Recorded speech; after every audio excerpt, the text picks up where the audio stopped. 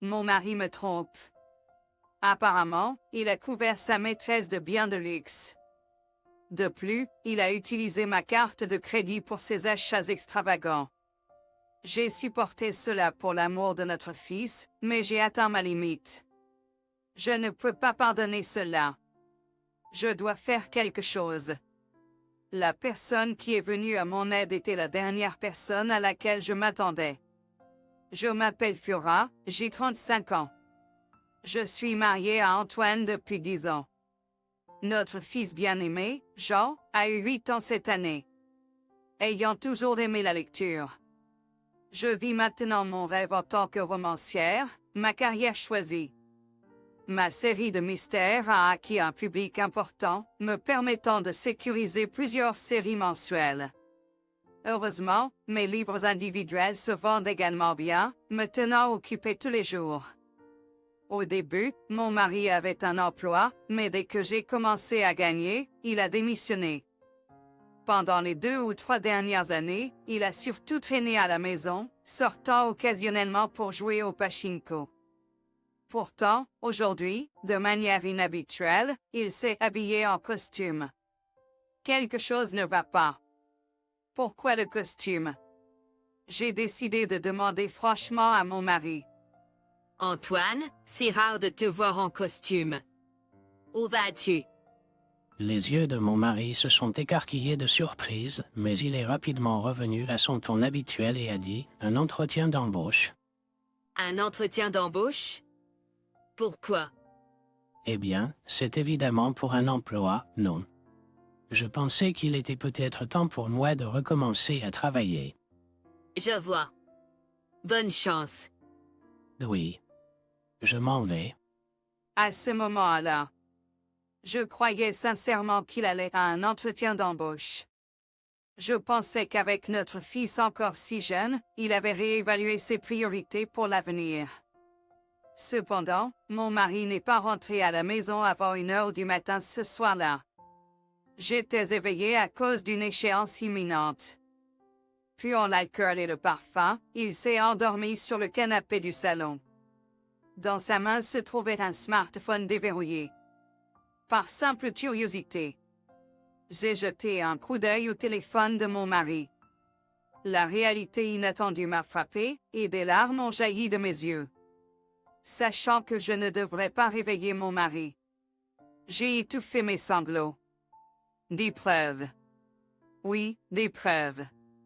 Pour l'instant, j'ai envoyé les preuves de l'affaire sur mon propre téléphone et j'ai décidé de réfléchir aux prochaines étapes.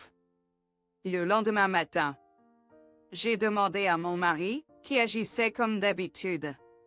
Hey, Antoine. À propos d'hier.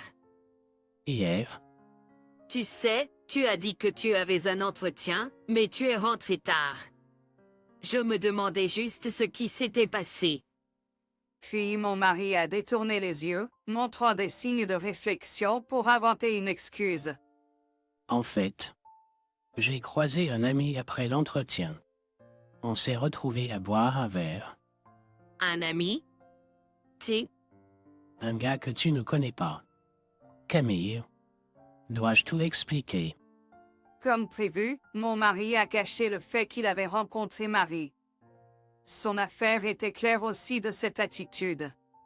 1 mois après avoir découvert la fidélité de mon mari, j'étais toujours perdue dans la confusion.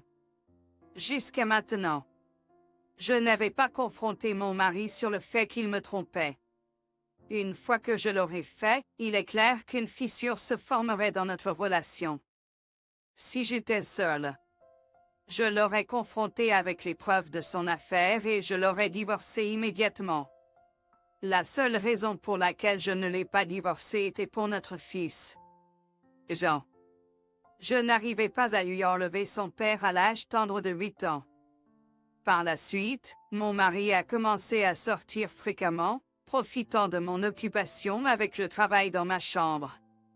Cependant, c'était aussi une excellente opportunité. Pendant qu'il était dehors, j'ai décidé de rassembler des preuves de son infidélité. Ce que j'ai trouvé dans sa chambre était plusieurs reçus inconnus. Apparemment, il avait acheté des articles de créateurs pour femmes. Mais il n'y avait rien de tel dans sa chambre. Et bien sûr, je n'avais rien reçu. Il n'y avait qu'une seule conclusion à laquelle je pouvais arriver. Antoine, tu as couvert Marie de cadeaux de créateurs. Mais où a-t-il eu l'argent pour ça? Il est sans emploi maintenant et vit de l'allocation que je lui donne chaque mois. Il ne reste probablement plus d'économie. Inquiète. J'ai décidé de le suivre. Pendant ce temps, je demandais à mon frère de veiller sur Jean. Bien sûr, mon frère ne savait rien de l'aventure de mon mari. J'ai menti à mon frère. Frérot, désolé de t'appeler comme ça sans prévenir. Non, ça va, mais qu'est-ce qui se passe? Tu me demandes soudain de m'occuper de Jean. En fait, j'ai vraiment envie d'aller faire du shopping seul. Du shopping? Tu n'as jamais été très matérialiste. Tu fais plutôt tes achats en ligne, non? Eh bien, c'est vrai. Mais aujourd'hui, je veux acheter quelque chose qui n'est disponible qu'en magasin. Alors, est-ce que tu peux t'occuper de Jean, s'il te plaît? Bon, d'accord, mais ne sois pas trop en retard, d'accord? Jean se sent seul. Oui, merci. Ainsi, avec la coopération de mon frère, j'ai réussi à suivre discrètement mon mari. En ce moment, il marche bras dessus bras dessous avec ma meilleure amie, Marie. Je savais que c'était en train de se produire, mais le voir de mes propres yeux a été un choc. Tous les deux entrant joyeusement dans une boutique de créateurs haut de gamme. Et puis, j'ai vu quelque chose d'outrageux. Pas possible. Est-ce ma carte de crédit? En effet, la carte que mon mari a utilisée pour payer la facture était ma carte de crédit secondaire. Je garde toujours ma carte principale dans mon portefeuille, mais la carte secondaire était restée dans un tiroir. Il l'a prise sans que je le sache et l'a utilisée pour financer ses cadeaux. Au cours des derniers mois, j'ai acheté de nouveaux outils de travail comme des moniteurs, des claviers et même de nouveaux meubles, donc le montant sur la carte de crédit a explosé. Les deux cartes sont liées au même compte bancaire, et comme j'ai été occupé récemment, je n'ai pas vérifié les détails attentivement. Cela m'est revenu en pleine figure. Je n'arrive pas à y croire. Non seulement il me trompait, mais il utilisait aussi librement mon argent. Tout amour que j'avais pour mon mari s'était complètement refroidi. Bien sûr. C'était de ma faute de ne pas avoir remarqué, mais je ne pouvais toujours pas lui pardonner. J'ai pris des photos claires des deux en action et suis rentré à la maison. Pendant les jours suivants, j'étais absorbé à réfléchir à comment me venger de mon mari. J'ai vérifié plusieurs fois son ordinateur habituel lorsqu'il n'était pas là. Comme il synchronise son smartphone et son ordinateur, je peux facilement vérifier ses échanges avec Marie sur l'ordinateur. Bientôt, j'ai découvert que les deux partaient en voyage pendant le prochain long week-end. Un voyage de 4 jours, 3 nuits à Okinawa. Oui, c'est ma seule chance. J'ai décidé d'exécuter mon plan de vengeance pour coïncider avec le voyage adultère de mon mari. Mais il y avait un problème. La présence de mon fils. Il serait difficile de mettre ce plan à exécution sans que mon fils découvre l'infidélité de son père. J'ai décidé de demander de nouveau de l'aide à mon frère. Et, frérot, désolé de te demander encore une fois, mais pourrais-tu t'occuper de Jean pour moi pendant le prochain long week-end? Tu veux dire pour les 4 jours entiers? Ouais. J'ai quelque chose à faire. Quelque chose à faire? Dit-il d'un ton significatif. Juste au moment où je commençais à me sentir mal à l'aise face à l'attitude de mon frère, il a dit fermement ceci. Camille, arrête d'essayer de tout gérer seule. C'est? Antoine te trompe, n'est-ce pas? Toi? Comment tu le sais? Je l'ai entendu de Jean. Hein? Jean. Même s'il était encore un enfant, mon fils avait remarqué l'infidélité de son père. Je ne sais pas s'il comprenait le concept d'infidélité, mais il savait que son père devenait proche de quelqu'un qui n'était pas sa mère, et que cela causait de la peine à sa mère. Il semblait que Jean, à sa manière enfantine, avait remarqué cela. Mais je pensais bien le cacher à Jean. Tellement? Cela signifie qu'Antoine t'a fait tellement de mal que même Jean pouvait le voir. Tu envisages toujours d'être avec un homme comme ça? Mais si je divorce d'Antoine, Jean sera contrarié. Mais si je divorce d'Antoine, Jean sera contrarié. Dès que j'ai murmuré cela, mon fils, qui était censé être dans la pièce d'à côté, est apparu. C'est bon. Maman. Je suis de ton côté. Es-tu sûr? Je n'ai pas besoin de quelqu'un qui rend maman triste. Tant que j'ai maman, je vais bien. Sanglot. Merci. Antoine. Et merci aussi, frérot. Et ainsi, grâce à mon fils et à mon frère, j'ai pu prendre ma décision de me venger de mon mari sans hésitation. Nous avons commencé à déménager dans un nouvel endroit le jour où mon mari partait pour son voyage adultère. Mon frère nous a aidés, et nous avons discrètement fait nos bagages quand mon mari était absent. Puis, la veille du long week-end, j'ai décidé de donner une dernière chance à mon mari. Antoine, qu'est-ce que c'est que ces bagages? Pourquoi prépares-tu une valise? Oh, ça. En fait, je pars en voyage avec un ami à partir de demain.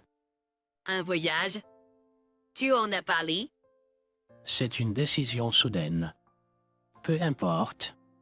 Je pars avec le budget de l'argent de poche que je reçois chaque mois. Voulant éviter d'autres questions, mon mari émettait une aura de ne me parle plus. Mais je me fichais éperdument de sa situation. J'ai interrogé mon mari d'une voix plus basse que je n'avais jamais utilisée. Et, c'est vraiment avec un ami? Mon mari était visiblement secoué, ses épaules tremblaient. Pourtant, il a désespérément menti. Bien sûr. Tu m'as saoulé.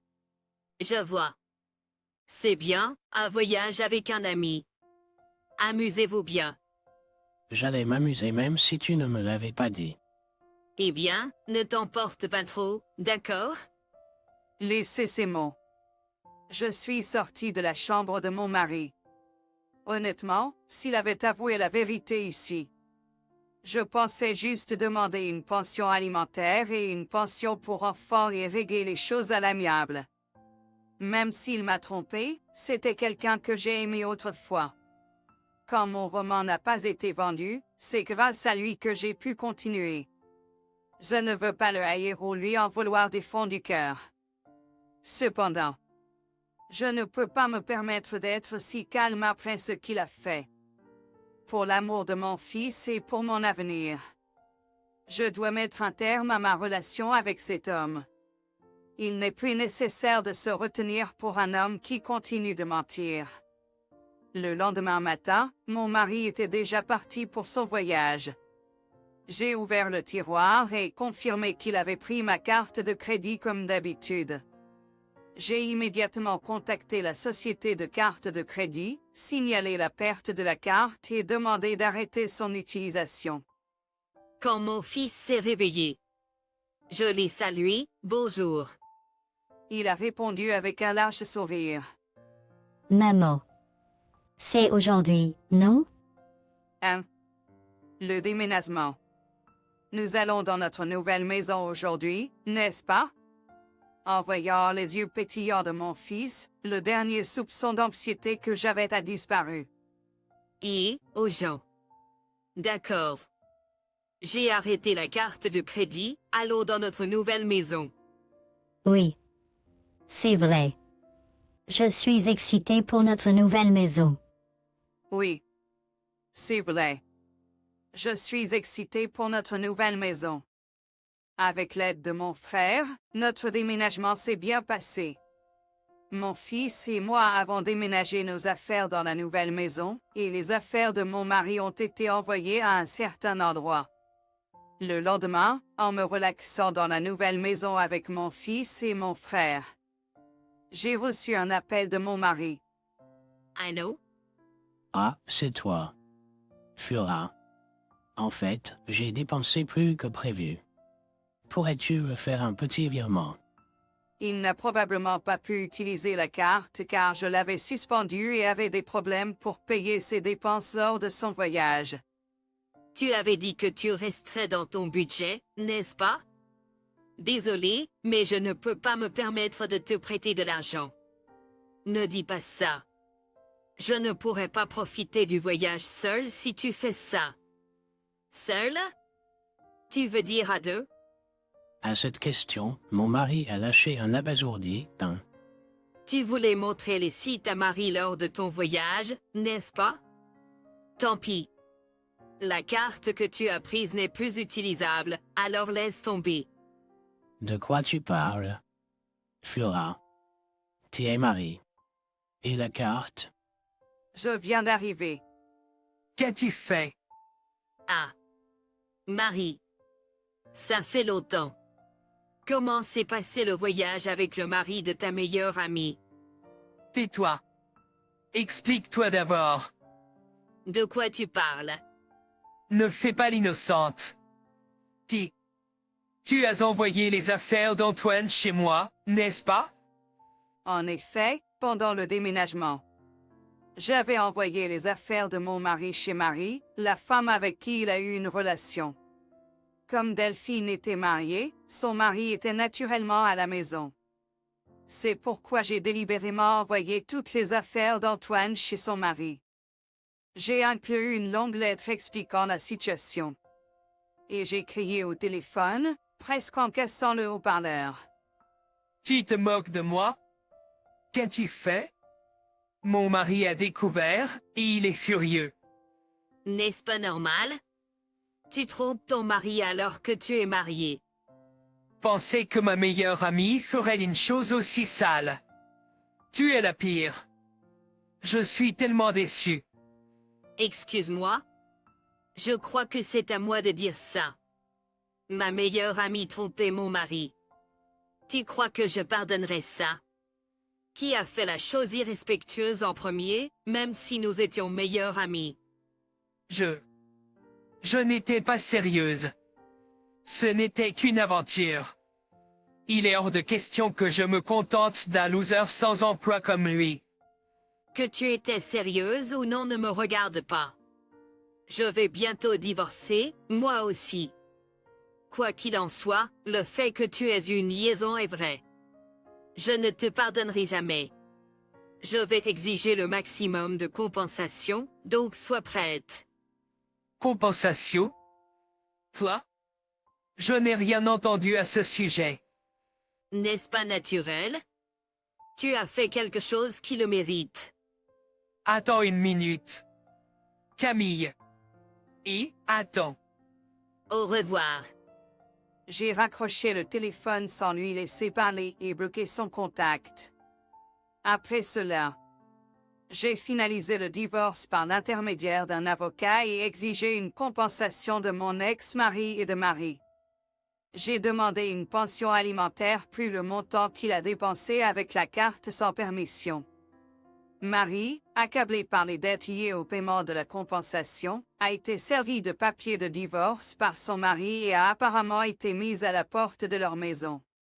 Il a essayé de compter sur sa maison familiale, mais les circonstances étaient ce qu'elles étaient. Après avoir été rapidement rejeté, il semble maintenant vivre et travailler de nuit. Il a essayé de compter sur elle, mais elle a pété un câble, le blâmant d'avoir fini par divorcer. Elle a rapidement coupé les ponts avec lui, et leur relation s'est naturellement éteinte. Quant à mon ex-mari, j'entends dire qu'il jongle maintenant avec plusieurs emplois à temps partiel et s'en sort juste jour le jour. Pour quelqu'un qui est au chômage depuis longtemps, trouver un emploi décent ne sera pas facile. Bien sûr, s'il venait à prendre du retard dans le paiement de la compensation ou de la pension alimentaire. Je suis déterminée à le collecter par tous les moyens nécessaires.